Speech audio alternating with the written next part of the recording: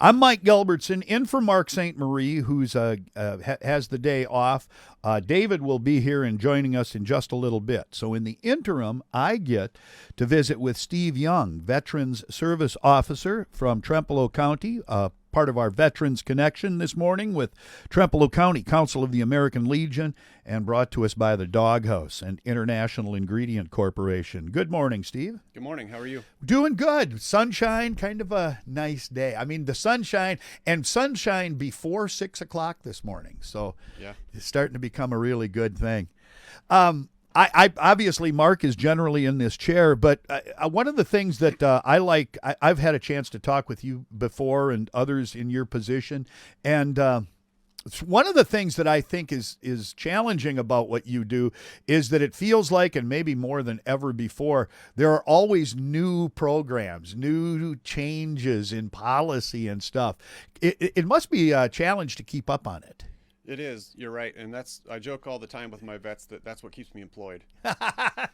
That's what you're there for, is to answer questions, right? I can spend the day in the books and stay current on latest legislation and policy changes, and that's too much for the average person who can't devote that much time. Right. No, I think it's really interesting, and like I said, it has to be really challenging. And one of the things that we wanted to talk about today was VA healthcare.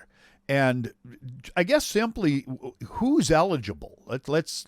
I mean, what's the eligibility requirements and things like that? Sure. So the basic eligibility is you must have been active duty, whether that was Guard, Reserve, or full-on regular military active duty for 24 continuous months, or if, say, your enlistment was scheduled for like 12 months, or less. Okay. But you fulfilled the entire enlistment. I got you. Because that's not your fault that you didn't hit that 24-month rule after the fact. Okay. So that's the basics. And of course, an honorable discharge is always required. And there is a time period in there that matters from the 80s, but then a lot's changed since then with like service connection and other eligibility requirements. So there was a long period of peacetime where guys fall into. They're not combat/war vets. So Okay. they don't meet all the same criteria. So they've tried to be as inclusive as possible. Otherwise, if you were discharged for a disability, you're eligible. If you had an early out for a hardship for whatever reason, like family members back home, whatever the case was. If you were serving before 1980, there's a high likelihood you'll get in. And then there's a few other things, like if you're receiving current VA disability every month, or if you're on a VA pension, if you have a Purple Heart, if you're a POW, things like that. Like I said, a lot of different levels and a lot of different layers to the onion, it feels like. Absolutely. Do you get a lot of calls from people who are questioning whether they're eligible or they have a family member and things like that? That is a call we get fairly often throughout the year, and a lot of it is because we have so many Guard and Reserve units around here. Okay. So there's always that gray area. People aren't quite sure if they qualify or not. Okay. And unfortunately, it seems like people wait till they really need the health care before they call us. Right. I'd rather they call and get in ahead of time. Right. It doesn't cost anything. I'll start with that. So there's no monthly premium for VA health care. It's a benefit to the veteran. Gotcha. So if you don't use it, you don't pay anything. Right. And if you're disabled, and they give percentages for the disability, and if you hit that 50% disabled mark, then it's all cost-free health care. Otherwise, you're going to pay a small copay. Gotcha. But if people wait till the last minute, they're going to have a lot of trouble trying to get the paperwork through, get established, get a provider. Yep. All you have to do is go once a year, do an annual checkup. The VA keeps you in the system. Okay. And a lot of it starts just with, say, a consultation with you to find out where they are and what kind of benefits they have coming. Yeah, they can. We always recommend see us first. Okay. Because you can call the VA health center, but they're going to talk to you only pretty much medical stuff. They don't know the benefits side of the house. That's not their profession. Yeah. If they come see us, we know just enough in each area to be dangerous. Yeah, there you go. And we can be the entry point for them. So we can help them from the beginning to the end of applying for disability benefits, all the way up to Supreme Court. But healthcare, we can do the application for them. Okay. And then we're kind of out of it, because then the hospital takes over. Sure. But when we talk about this involves a lot of different things from, ER care and stuff like that. I mean, there are there are a lot of different levels, right, of care? Yeah, and community care is a cool program that came out not too long ago. It's only been a few years, and that was based on the need. There was so many veterans that were rural or were farther away from the VA, couldn't make it in, so they passed the bill that allows if they meet one of the eligibility requirements, they can use community care. Typically, that's if you're more than 40 miles from the VA facility, more than 30 miles drive time, or 60-minute drive time, or if the VA provider just says, hey, we can't give you the service you need, we're going to pay for you to go somewhere else. So you always have to get your VA primary care to refer you out, but then the VA gets billed. Sure.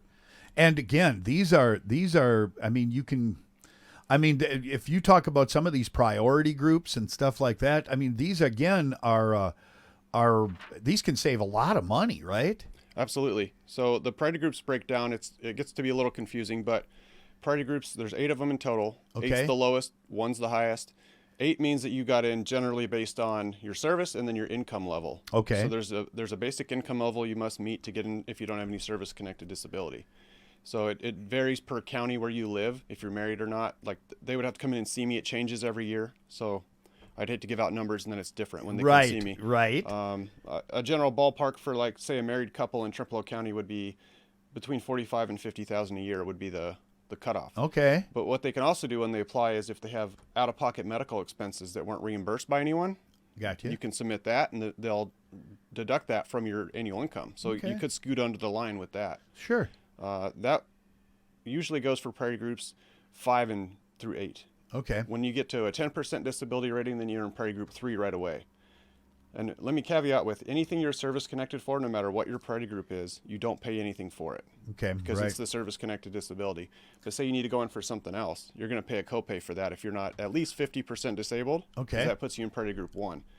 All those priority groups change how much you pay for copays as far as doctor care, specialty care, and medications. But it's still fairly inexpensive from what I'm told from other programs in the area. You'll pay $15 for a primary care, $50 for a specialist. Okay. But if you have more than one appointment in a day, you only pay the higher copay one time. Ah, okay. And then medications are $5, $9, or $11 for a 30-day supply, and they ship it right to your house. Gotcha. We're with Steve Young. He's the Veteran Service Officer here in Trempealeau County. We're part of our Veterans Connections every other Thursday morning, the first and third Thursdays of each month, thanks to International Ingredient Corporation and the Doghouse. And again, in talking with people who are in your position, people like you have a passion for trying to see that veterans get what the care and the service that they have coming, that they deserve. You know, do you find that a lot of them are, probably don't come forward to take advantage of this enough? Oh, absolutely, absolutely. And a lot of the times it's based on, I hate to say, pride, or they didn't go to combat, so they don't feel like they should.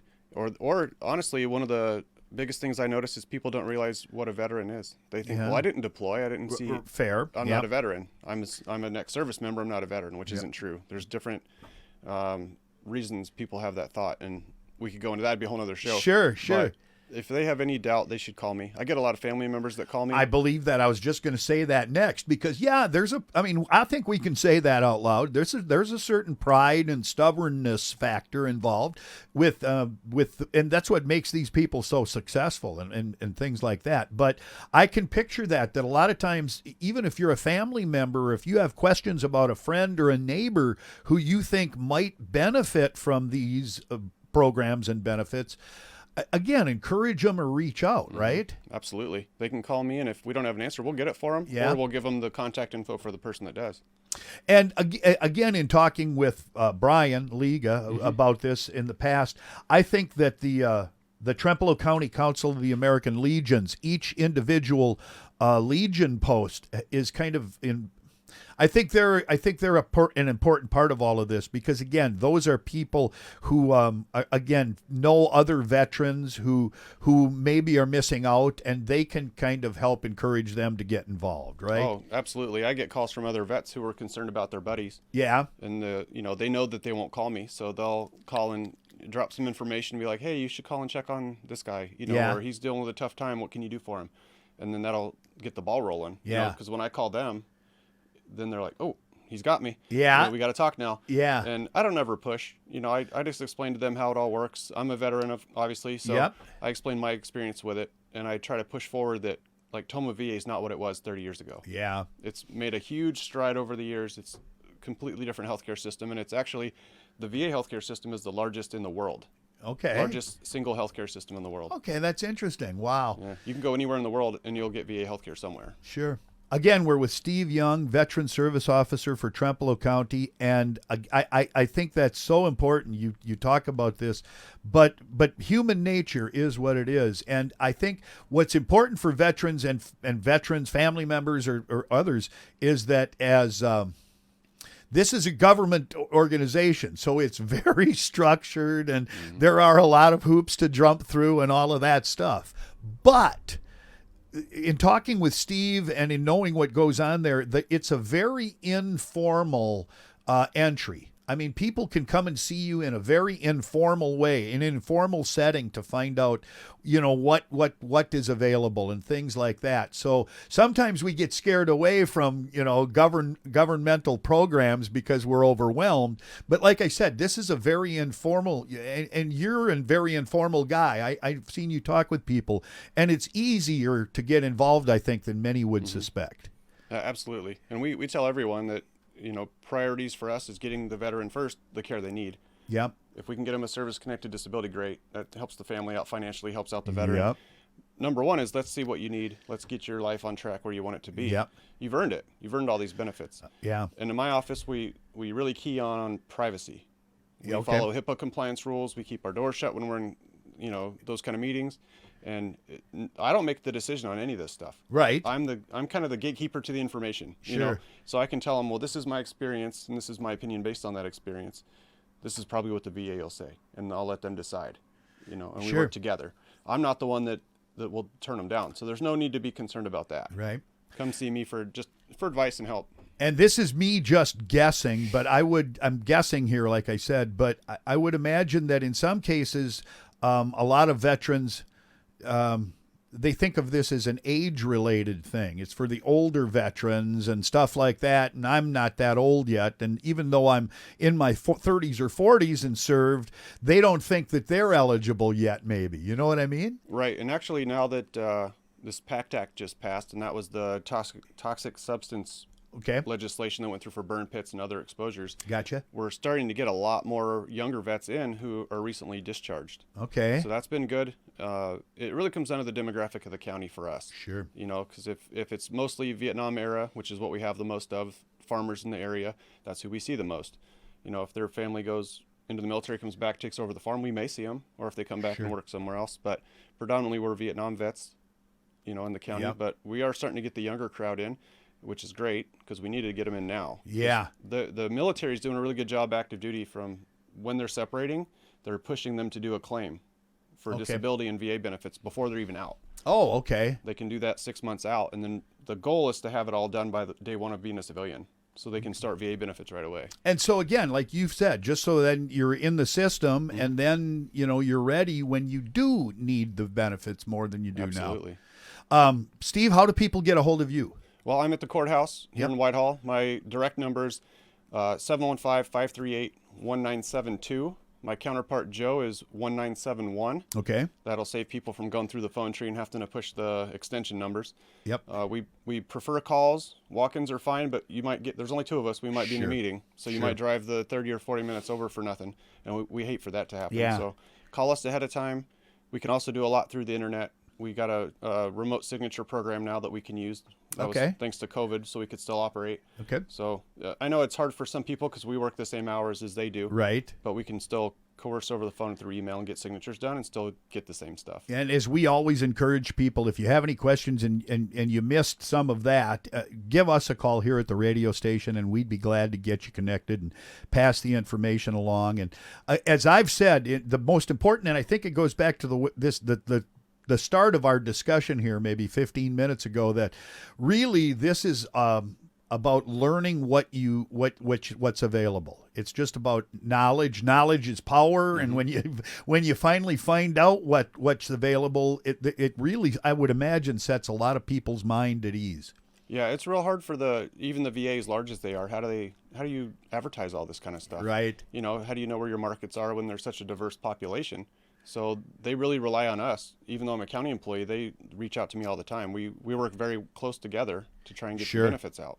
Well, again, as we said, it's a complicated thing. That's why we're lucky to have guys like Steve around to help us sort through this, because as we said at the beginning, there are a lot of things to do, but you guys are kind of those answer the questions and get them started in the right direction, and that's really, really cool.